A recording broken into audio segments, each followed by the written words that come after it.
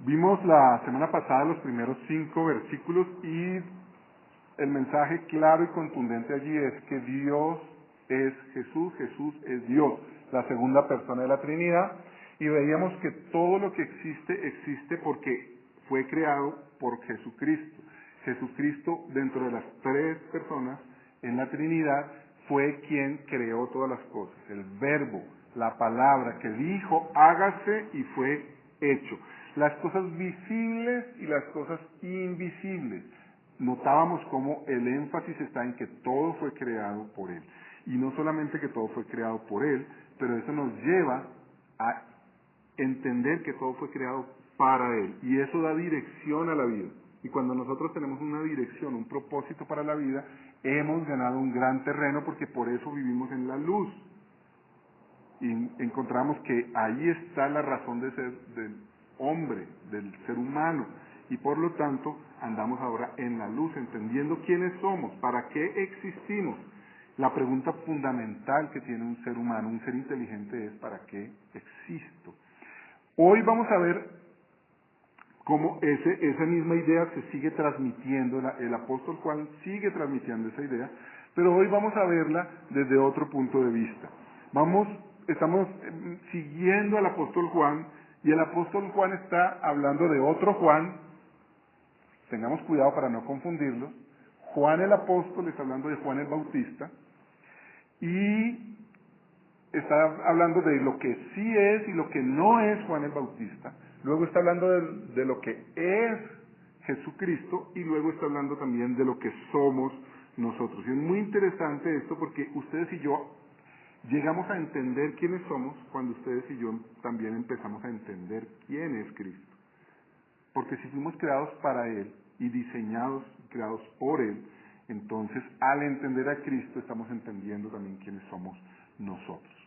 Y hay personas que no entienden, y entonces el apóstol está aclarándonos eso respecto, por ejemplo, a quién es Juan el Bautista. Nuestro sermón de hoy entonces habla de Jesucristo como esa fuente de plenitud, esa fuente de gracia en la cual nosotros llegamos a tener entendimiento también de quiénes somos. Nuestro sermón va a tener 4 puntos. Juan el Bautista no es ese que da plenitud, pero anuncia a aquel que da plenitud. Luego vamos a ver de Jesús, quien realmente es la fuente de toda plenitud y trae toda gracia. Tercero, los que no creen en Jesucristo, los que no reciben esa capacidad de creer en Jesús, vamos a ver qué sucede con ellos. Y cuarto, también vamos a ver qué sucede con los que sí hemos recibido la capacidad de creer en Jesucristo. El primer punto, entonces, es ¿quién es Juan el Bautista? Y claramente el apóstol Juan nos está diciendo que Juan el Bautista no es el Mesías. Juan el Bautista no es la fuente de vida, no es la fuente de luz, pero es el que da testimonio de quién sí es la fuente de vida y la fuente de luz. ¿Por qué el apóstol está tan empeñado en esto?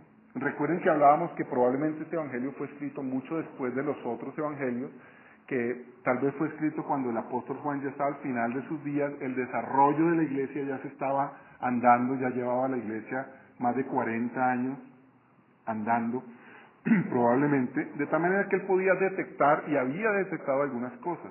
Y algo de lo que él había empezado a ver que estaba sucediendo en las iglesias es que algunos estaban enseñando que Juan el Bautista era el Mesías. Si ustedes recuerdan un poquito de la historia en el libro de los Hechos, que es relatada por Lucas, allí el apóstol Pablo se encuentra en Éfeso con unos hombres que habían sido bautizados por el bautismo de Juan. Ese mismo lugar de Éfeso es donde el anciano, aquí el apóstol Juan, es anciano de la iglesia. De tal manera que muy probablemente habían otras personas que estaban creyendo que Juan el Bautista era el Mesías prometido. Entonces, Juan el apóstol está buscando que todos entiendan y realmente crean que no es así, que Juan el Bautista no es el Mesías. pero sí que es el enviado de Dios para dar testimonio del Mesías. Hoy en día, amados hermanos, muchos son señalados de ser la fuente de vida, la fuente de plenitud. Y ustedes y yo, al igual que los hermanos en la antigüedad, necesitamos recordar que no hay otra fuente de plenitud, no hay otra fuente de luz, no hay otra fuente de verdad aparte de Jesucristo. De tal manera que no nos dejemos engañar. Y yo creo que más allá, ustedes y yo de pronto intelectualmente decimos, sí, Jesucristo es la fuente de plenitud. Pero si alguien convive con usted, esa persona puede ver que realmente usted acude a Jesucristo, que el deseo al que usted se aferra para encontrar la plenitud en su vida, la satisfacción en su vida es Jesús o no. Y yo creo que al hacer ese examen todos nosotros nos rajamos, ¿verdad? Si tenemos hijos o esposa, esposo, podemos ver que a veces nosotros nos aferramos a otra cosa, como si fuera la fuente de nuestra plenitud, sea el dinero, sea el protagonismo, que la gente nos reconozca, quiénes somos nosotros, lo inteligentes que somos, lo importantes que somos, y nos aferramos a eso como si de esas cosas nosotros pudiéramos obtener la plenitud de nuestras vidas. Por eso también es un llamado al arrepentimiento. Cuando el apóstol Juan está diciendo que Juan el Bautista no es, está diciendo, oigan, examínense, ¿dónde están ustedes buscando la fuente de satisfacción? ¿Dónde están buscando ustedes su plenitud? Si no está en Cristo, ustedes están mal. Y la verdad es que debemos reconocer que así es. Ahora, otra cosa que sí está diciendo aquí el apóstol acerca de Juan el Bautista es que fue enviado por Dios para dar testimonio. Realmente Juan el Bautista fue enviado por Dios para hacer un llamado especial al arrepentimiento. Y es Elías, fue esa trompeta que se hace sonar antes de que el rey venga para preparar a todos para la venida del rey.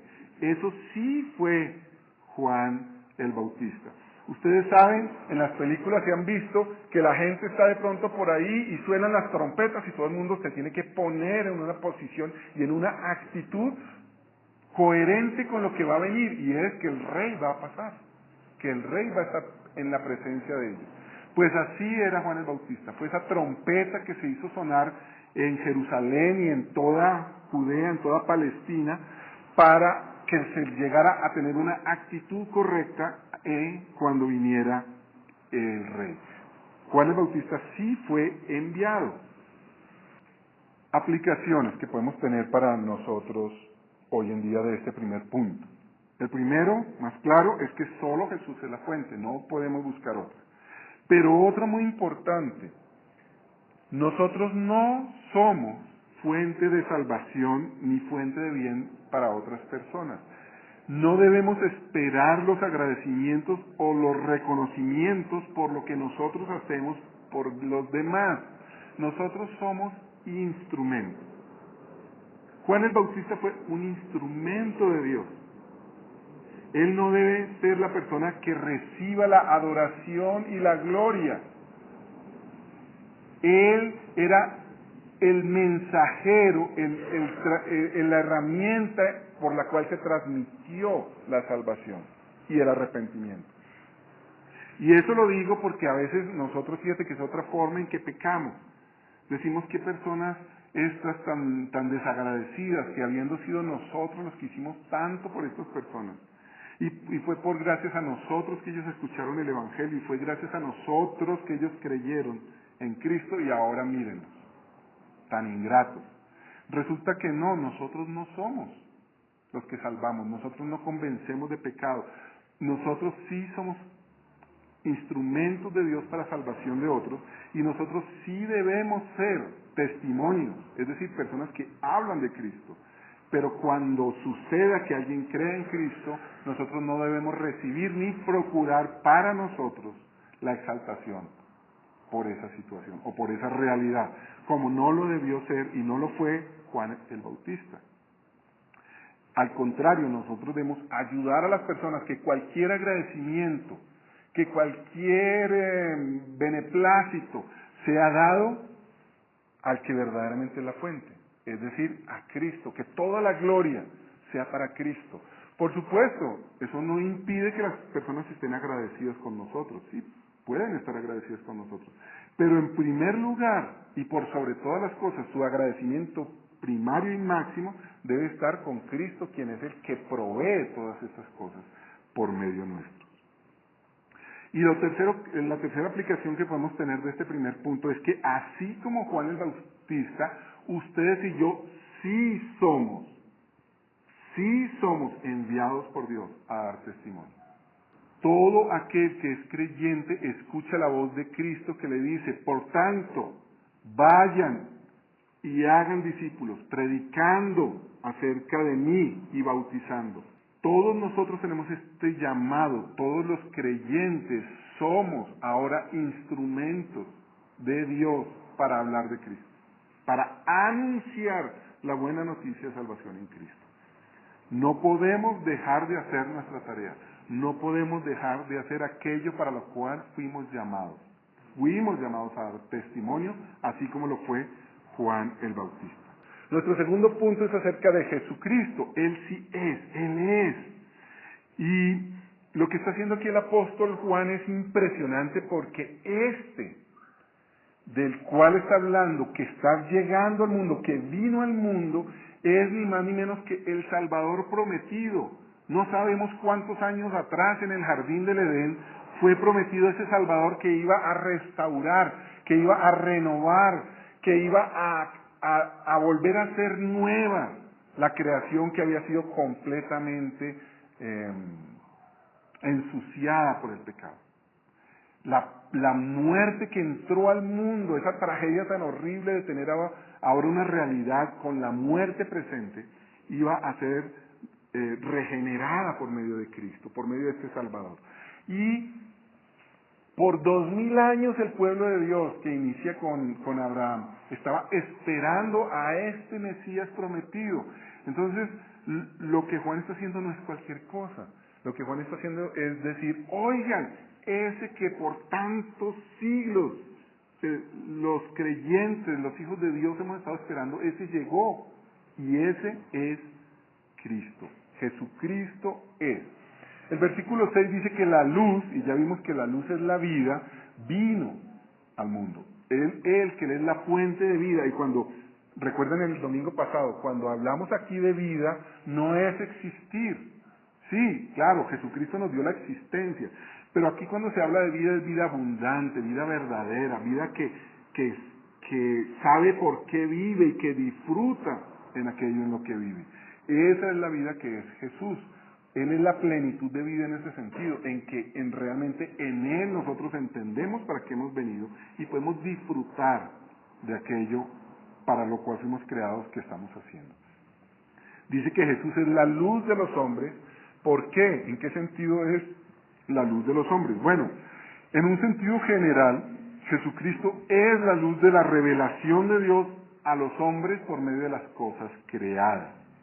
Todo ser humano puede entender que existe un creador por medio de las cosas hechas. Eso dice Romanos 1. En ese sentido, Jesús es la revelación de Dios, es la luz que vino a todo hombre. Precisamente Juan está diciéndonos que todos los seres humanos pueden conocer acerca de Cristo por medio de esas cosas hechas. Toda cosa creada certifica un creador inteligente. Miren, uno de los pecados más atroces que tiene la comunidad mundial actual, el ser humano del presente, es esa abominación de la teoría de la evolución. Que no solamente es mentirosa, pero que ensucia la gloria de Dios. Y que es demostración de cuán ignorante y cuán cerrado puede ser el ser humano en su mente. Cuán perverso es el pecado que hace que ninguno pueda ver la claridad.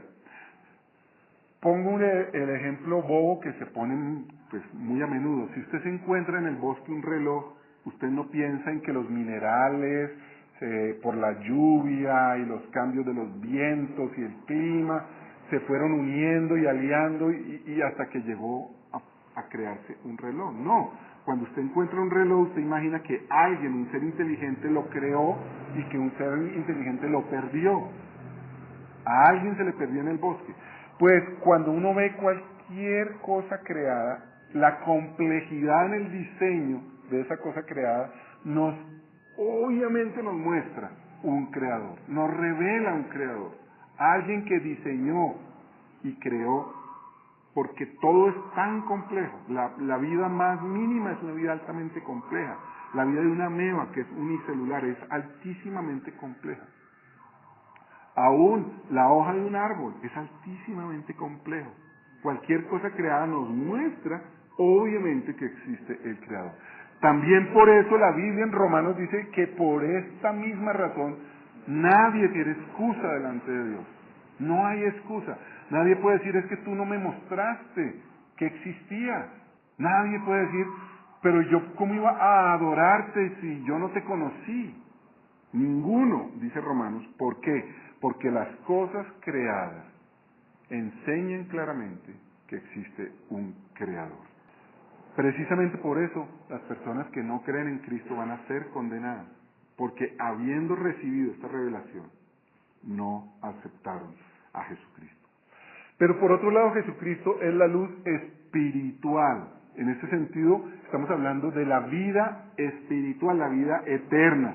Y en ese sentido, Jesucristo también es la vida eterna. Él es la única fuente de salvación. Él es la verdad. Por eso, todo aquel que escucha el Evangelio y ha creído, ya no es condenado, porque sí ha creído en aquel que se le reveló. Por eso también todo aquel que escuche el Evangelio y no cree es condenado. La revelación espiritual de vida eterna se le ha presentado y esta persona la ha rechazado. No creyó en el Evangelio, no creyó en la salvación en Cristo. Esa persona está en contra de Dios. Esa persona es enemiga de Dios, porque habiendo escuchado claramente que Jesús es Dios y vino a salvar, lo rechaza. Y al rechazarlo se vuelve su enemigo. Es una persona que tiene más responsabilidad todavía que aquel que solamente recibió la revelación de la creación. Porque esta persona escuchó claramente que Jesucristo es el Salvador. Por último está el creyente. El creyente recibe esa capacidad de creer. Y de eso vamos a hablar más adelante, pero por ahora vamos a decir simplemente que es Dios mismo quien le capacita para creer en Cristo. En otras palabras, lo que está diciendo aquí este pasaje es que todos los seres humanos han recibido la revelación, pero que solamente pueden creer en Jesús aquellos a quienes Dios mismo capacite. Así de atrofiada está nuestra mente, así de perversa y desviada es a causa del pecado. Nadie puede creer a no ser que sea Dios quien le capacite para creer. Siendo tan absolutamente obvio que Cristo es Dios y que por lo tanto debe ser adorado y que por lo tanto debemos vivir para Él, siendo eso tan obvio, ninguno de nosotros lo puede creer y lo puede hacer, a no ser que Dios lo haga. El versículo 10 dice que una vez más que Él es el creador del mundo, dice todo es suyo, cada cosa, cada vida creada, el ser humano, cada hombre es de Cristo. ¿Por qué? Porque Él lo creó. Dice la Biblia que a los suyos vino, pero los suyos no le conocieron. Ese a los suyos vino, por supuesto, en un marco general es a toda la creación. Él vino a la creación, Él vino al planeta Tierra, Él vino a los hombres y los hombres no los recibieron. Pero en una forma más restringida tiene que ver con el pueblo de Dios. Porque Él vino, pero Él vino a Palestina, Él vino a Jerusalén, Él vino a Belén, Él vino a Nazaret, Él vino a el pueblo de Israel del Antiguo Testamento. A lo suyo, a aquellos a quienes había tratado con sumo cariño, a aquellos a quienes se les había revelado por medio de la Biblia en el Antiguo Testamento una y otra vez, por medio de señales y portentos. A lo suyo vino, a los que había comprado con su amor. Y los suyos no le conocieron. El versículo siguiente nos habla, porque seguimos hablando de Jesús, entonces a lo suyo vino, pero el versículo 14 nos dice algo muy interesante. Nos dice que Jesús, el Verbo, se hizo carne, es decir, tomó forma humana. Si en la primera parte, en el sermón del domingo pasado, hicimos mucho énfasis en la certeza de que Jesús es Dios, hoy en día tenemos que hacer mucha certeza en la verdad de que Jesús es hombre, 100% hombre. Una persona que reciba la capacidad de creer en el verdadero Cristo, debe creer en Jesús como el verdadero Dios, 100% Dios, pero también debe creer en Jesucristo como el verdadero hombre, 100% hombre. Negar la humanidad de Cristo es tan grave como negar la divinidad de Cristo. El Verbo se hizo carne, pero además de eso es una noticia extraordinaria, como lo decía al principio. Aquel que era prometido ahora se volvió realidad. Vino a salvar, vino a cumplir la promesa. Jesucristo es el cumplimiento de la promesa que por lo menos por 2000 años había estado allí con Abraham. Y el versículo 14 dice no solamente que se hizo carne, pero dice que pudimos ver su gloria. El apóstol está diciendo que pudo ver la gloria de Cristo. Y el domingo pasado también hablábamos de que es asombroso que alguien que convivió por más de 3 años con Jesucristo pueda decir que vio la gloria de Jesús. Porque ustedes y yo, cuando vivimos 3 años con otra persona, podemos claramente ver sus defectos, sus pecados, sus egoísmos, sus soberbias, claramente, con solo 3 años de convivencia.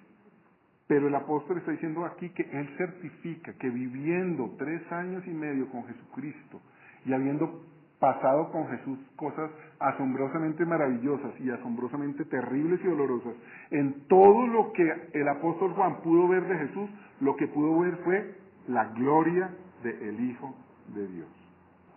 Y si Jesús es Dios, y si el apóstol pudo ver la gloria de Dios, entonces Jesucristo merece adoración, porque Dios es Dios para ser adorado, para que rindamos nuestra vida totalmente a Él, para que vivamos solo para Él, para que estemos dedicados, enfocados en Él.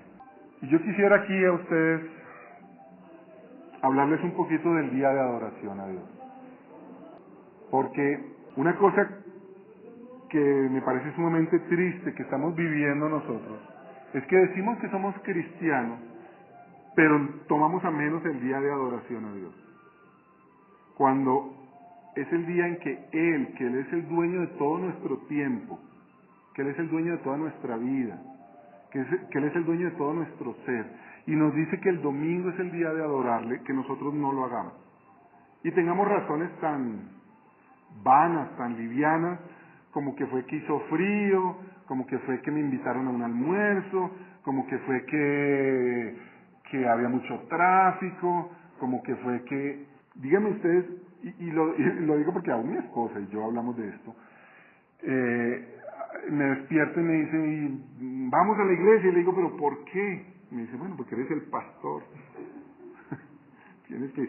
No es porque soy el pastor, hermanos, es porque el Señor es digno de adoración, es digno. ¿Cómo puedo yo presentarme frente a Dios y decirle, ¿por qué no fui el domingo? ¿Qué razón puedo darle al Señor? ¿Qué razón puedo darle? ¿Qué excusa válida puedo darle al Señor? La verdad es que ninguna, a no ser que sí la tenga, y el Señor sabe. Si yo estoy tan enfermo que no puedo ir, el Señor sabe, y mi conciencia queda tranquila, porque Él sabe mejor que yo, incluso cuán enfermo estoy que no puedo ir a la iglesia. Entonces, cuando el apóstol dice que Él es lleno de gloria, y que Él pudo ver su gloria y su gracia y su verdad, está adorando al Señor, pero está invitándonos a nosotros a que le adoremos también. Y dice que está lleno de gracia y de verdad. La salvación es por gracia. Cristo es la fuente de salvación. El ser humano puede ver la creación, puede escuchar el Evangelio, pero ningún ser humano puede creer y ver a Cristo, ninguno, si no le es dado de parte de Dios. No hay otra forma de que una persona crea a no ser que sea por medio de Cristo. ¿Y eso para qué? Para que toda la gloria sea para Él. Por eso es que es tan importante este punto. Una vez más, es la gloria de Dios, es la gloria de Cristo de la que estamos hablando aquí. No es por vernos o sentirnos más teólogos o mejores pensadores, no, la motivación por la cual insistimos en el punto de la gracia de Dios es para que toda la gloria sea para Él. Porque Él es la única fuente de verdadera salvación y eso hace que estemos agradecidos y por lo tanto todo agradecimiento sea para Él. Pero al mismo tiempo han sido abiertos nuestros ojos. Todo eso ¿para qué? Para que veamos su gloria. ¿Para qué? Para que podamos adorarle solo a Él. Entonces fíjense que el propósito final es Él. Por último nos dice que Él es el que da a conocer al Padre. Jesucristo es la única forma de conocer a Dios. Dios se revela por medio del Hijo. Dios se revela por medio de la palabra de Dios. Dios, incluso el Espíritu Santo es descrito como viento, nadie lo puede ver. Juan le dice a Nicodemo, el viento no se puede ver, pero puedes ver el movimiento de las hojas. Pero ¿a quién sí podemos ver? ¿Cómo podemos entender quién es Dios? ¿Cómo podemos saber más de nuestro Salvador, de Dios? Pues por medio de nuestro Salvador. Es Jesucristo quien revela a Dios. Aplicaciones de este segundo punto. Bueno, primero que Jesús es Dios, segundo que Jesús es hombre, pero también que Él es la única fuente de vida, de luz a la que podemos nosotros acudir. Que Él salva por gracia, que nosotros no merecíamos, ni éramos capaces, ni fuimos suficientes, ni fuimos nosotros los que fuimos a Dios. ¿Por qué es tan importante este punto? Porque nos mantiene humildes. Si nosotros no entendemos que la salvación fue por gracia, si nosotros pensamos que hubo algo en nosotros por lo cual fuimos salvos, eso nos vuelve orgullosos. Así sea solo el hecho de creer. Miren, si ustedes creen que tuvieron fe en Cristo por ustedes mismos, ustedes tienen todo el derecho de exigirle a las personas que crean. Porque ustedes pueden decirle, así como yo creí, usted crea. ¿Sí o no? Si fuéramos nosotros la fuente, la causa de nuestra fe, diríamos, así como yo pude creer, usted puede creer. Y si usted no puede creer, por eso es que usted es condenado. ¿Notan la soberbia? Pero cuando yo digo, esa persona que está afuera no puede creer, así como yo jamás hubiera podido creer, a no ser por Cristo, eso me mantiene humilde para poder ir y predicar a las personas predicarles de Jesús con humildad, entendiendo que esas pobres personas están ciegas y solamente van a poder ver a Cristo si Dios hace un milagro y les abre los ojos. Entonces yo mantengo esa humildad, esa mansedumbre y ese amor por esas personas para predicarles de Cristo.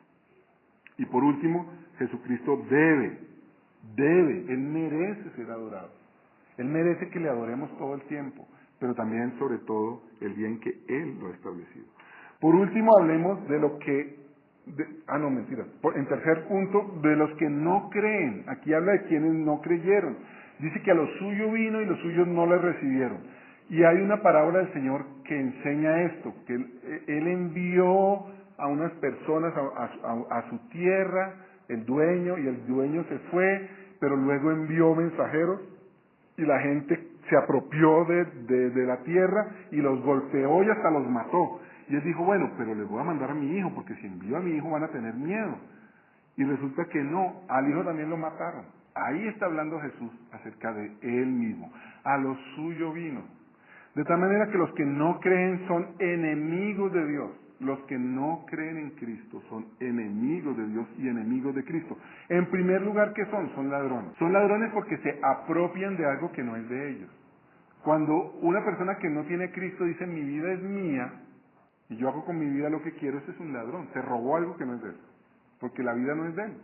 ¿De quién es la vida? De Cristo. Cuando dice yo pienso, yo opino, para mí todas las religiones llevan a Dios. Y yo estoy en esta religión porque es que en esa es la que yo creo, en esa es la que yo me defino. Yo tengo mi propia relación con Dios. Esas personas están siendo enemigas de Cristo y enemigas de Dios. Están colocándose a ellas mismas como la base sobre la cual todas las cosas son juzgadas. Están tomando el lugar de Cristo. Están robándole el lugar, la posición a Cristo. Y por lo tanto son asesinos. ¿Por qué? Porque al querer apropiarse y siendo Jesús el dueño, ellos no quieren a Jesús como el dueño de sus vidas. Ellos quieren ser ellos los dueños de sus vidas. Y se convierten en cómplices de aquellos que mataron a Cristo. Por eso es tan grave. Hoy vamos a participar de la mesa del Señor y vamos a decir que todo aquel que come y bebe sin haber creído en Cristo por la gracia de Dios, juicio come para sí. ¿Por qué? Porque es cómplice de haber matado al Señor. Entonces, aplicaciones con respecto a los no creyentes. No son hijos de Dios. Algunas personas tristemente dicen que todos los seres humanos somos hijos de Dios. Falso. Como dicen los cómicos, falso de toda falsedad. Es falso, la Biblia aquí está diciendo no. Los que no creen en Cristo no son hijos de Dios. Son criaturas, sí, pero no hijos, en el sentido de la adopción. Segundo, no tienen la luz, no tienen la vida eterna, no tienen la salvación. No podemos decir, a mí me ha tocado ir a funerales que me han invitado, en los que yo sé que la persona muerta no es creyente. Yo no puedo ir con falsas consuelos, diciendo, esta persona ahora descansa en la paz del Señor. No puedo decirlo. ¿Cómo digo eso cuando la persona no creyó en Cristo? No tiene vida eterna, el que no ha creído en Cristo. Por lo tanto, no tienen la verdad, andan en tinieblas, andan en engaños, engañando y siendo engañados. Por eso ustedes y yo no podemos escuchar a esas personas. ¿Quién de nosotros en su sano juicio escucha a una persona que anda en tinieblas, que está perdida, que está engañando y siendo engañada? Ninguno. No debemos creerles a esas personas. Debemos creerle a la Biblia, debemos creerle a Cristo, porque es Cristo la verdad, no ellos.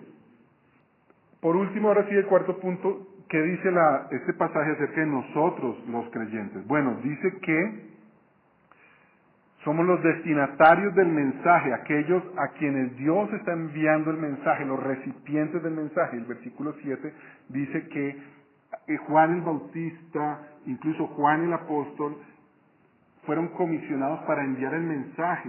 ¿A quiénes? Pues a los que escuchamos. Y nosotros, todos los que estamos aquí, escuchamos el mensaje y no solamente lo escuchamos, pero lo creímos por la gracia del Señor. Entonces, nosotros fuimos los destinatarios del mensaje del Señor. Pero también fuimos los que recibimos la capacidad de creer en Cristo. Noten ustedes lo que dice el versículo 12. Dice, mas a los que le recibieron, a los que creen en su nombre, les dio el derecho de ser hijos de Dios. Noten que está hablando no de todos los seres humanos, sino de los que creen. De los que creen. Ahora dice, estos, ¿quiénes? El versículo 13. ¿Quiénes son estos? Los que creen, exacto. Los que creen no nacen de sangre. ¿Qué significa que no nacen de sangre? Significa que esa persona no creyó simplemente porque era hijo de su papá y de su mamá. Los judíos, los israelitas de esa época creían que por ser descendientes de Abraham, ellos tenían la salvación y Dios los amaba y estaban en una relación de salvación. Falso. Porque ustedes y yo acabamos de estudiar Génesis. ¿Cuántos hijos tuvo Abraham? Tuvo Ismael y era el primogénito. Si la salvación fuera por descendencia sanguínea, entonces todos los ismaelitas serían salvos. Y luego tuvo hijos con Cetura. Esos serían salvos, porque fueron hijos de Abraham. No es por ser descendiente. Usted no puede ser salvo porque usted es hijo de su papá que es creyente. Y como usted es hijo de su papá que es creyente, entonces usted es salvo. No. La salvación no viene de esa manera. No es porque nacen de sangre. Ahora, ni por los deseos naturales. Ninguno de ustedes pudo creer por usted mismo. Eso es lo que está diciendo aquí el pasaje. Ninguno de nosotros creyó porque nosotros pudimos o quisimos creer. Dice muy claramente, no por los deseos naturales, ni por la voluntad de otro. Hermanos, hoy estamos orando. Hay personas que amamos entrañablemente que no son creyentes. Si nosotros tuviéramos la capacidad de convencer, lo haríamos. Queremos fervientemente que esas personas sean salvas. Pero no es por nuestra elocuencia, no es por la contundencia de nuestros argumentos, ni siquiera es por nuestro testimonio cristiano que otra persona puede creer. Aquí dice que no es por voluntad humana, sino de Dios. Sino de Dios. Solamente Dios puede traer convicción de pecado a una persona. Solamente Dios puede traer fe para que esa persona crea en Cristo. Solamente Dios. No es por voluntad humana. De tal manera que si ustedes y yo hemos recibido a Cristo como nuestro Salvador y Señor, hemos recibido eso por gracia, sin merecerlo. Y por eso podemos y debemos estar sumamente agradecidos. Pero también dice que somos los transformados, porque dice que aquellos que han creído han nacido. Y esa palabra en el griego de nacido es un cambio de esencia, es un cambio de ADN, es hechos hijos fabricados, transformados, generados, regenerados como hijos, implica un cambio de naturaleza. De ser hijos de Adán, pasamos a ser hijos de Dios en Jesucristo. Eso es al mismo tiempo un acto y un proceso. ¿En qué sentido es un acto? Bueno, es una sola vez y para siempre que Dios regenera y que Dios hace una persona nueva criatura y que hace que esa persona entonces sea adoptada hija de Dios. Pero por otro lado es un proceso. ¿En qué sentido es un proceso? Para nosotros es un proceso en el cual nos vamos desarrollando y vamos entendiendo y vamos aprendiendo a vivir como hijos de Dios. El versículo 17 dice, y al ser de Cristo recibimos de Cristo la plenitud. La plenitud. Otra característica de aquellos que hemos creído es eso, que en Cristo recibimos la plenitud. Y ahí es donde, mis hermanos, ustedes y yo tenemos una gran responsabilidad, como estaba orando al principio y como estaba explicando. Si ustedes y yo no buscamos en Cristo la plenitud, es pecado. Pero también es pecado no mostrar la plenitud que sí tenemos en Cristo. Hermanos, Cristo es mentiroso cuando Él dice que si nos salva, Él es la fuente de plenitud de vida.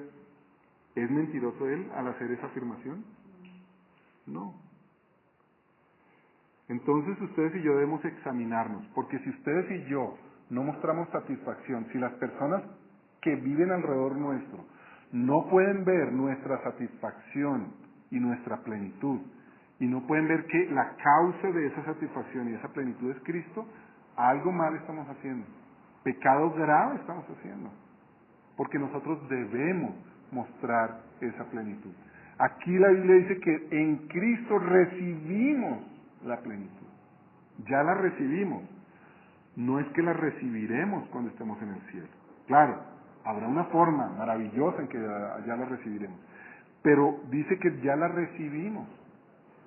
Si ustedes y yo no mostramos esa plenitud, es porque el pecado en nosotros está ensombreciendo esa plenitud que ya recibimos. Si yo estoy enfermo, yo puedo mostrar el dolor de la enfermedad, pero yo puedo mostrar la plenitud de la paz que tengo en Cristo. Y cuando una persona diga, oiga, pero usted está enfermo, sí, pero ¿y entonces por qué tiene esa cara? No, porque si estoy enfermo y me muero, voy al cielo. Y si estoy enfermo y sigo enfermo, estoy sirviendo al Señor. Usted me está visitando aquí porque estoy enfermo y yo le puedo hablar de Cristo. Y si yo me sano, daré gloria a Dios, daré las gracias a Cristo. Entonces fíjese que el creyente todo el tiempo puede mostrar gozo plenitud y satisfacción en lo que tiene en Cristo, en lo que ya ha recibido de Cristo. Y si usted está aquejado, mal y apesadumbrado demasiado, entonces es porque usted está poniéndose mucho cuidado en usted mismo. Se está poniendo más cuidado en usted que en Cristo, y eso es pecado, porque nosotros vivimos para Él. Examinémonos en qué áreas nosotros no estamos mostrando plenitud. En el área física, de la salud, en el área económica, en el área de testimonio, en qué áreas nosotros no estamos mostrando plenitud. Y encontremos la razón, la causa por la cual nosotros no sentimos y no tenemos esa plenitud. Confesemos el pecado y entreguemos eso al Señor y empecemos a pedirle que Él nos capacite para poder vivir en plenitud, mostrando la plenitud que tenemos en cada área de nuestra vida. Vamos a orar.